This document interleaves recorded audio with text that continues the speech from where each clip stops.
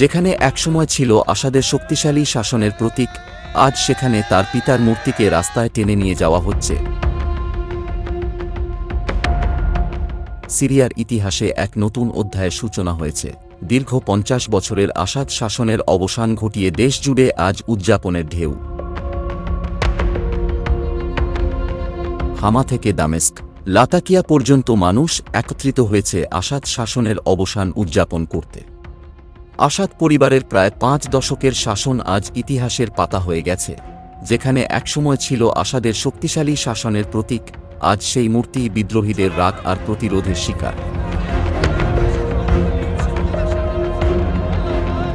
হামা শহরের রাস্তায় ছাত্ররা টেনে নিয়ে যাচ্ছে হাফেজ আল আসাদের মূর্তি, যেন নতুন ভবিষ্যতের দিকে এক বড় পদক্ষেপ। বাশার আল আসাদ এবং তার বাবা হাফেজ আল আসাদ প্রায় ৫ দশক ধরে সিরিয়া শাসন করছিলেন। এ শাসনকাল ছিল একপাক্ষিক ক্ষমতার কেন্দ্রীকরণ, রাজনৈতিক বিরোধীদের প্রতি অত্যাচার এবং আন্তর্জাতিক বিচ্ছিন্নতার প্রতীক। আসাদ পরিবার সামরিক শক্তি, গোপন পুলিশ বাহিনী এবং আঞ্চলিক মিত্রদের সহায়তায় ক্ষমতায় টিকে ছিল।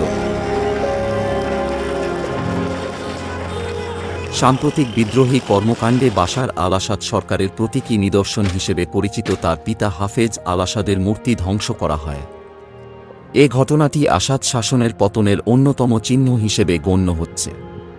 এটি বিদ্রোহীদের জন্য ছিল এক গুরুত্বপূর্ণ মনস্তাত্ত্বিক বিজয়। বিদ্রোহীরা মূর্তি ভেঙে জনগণকে একটি শক্তিশালী বার্তা দেয় যে শাসনের প্রতীকী শক্তি আর নেই।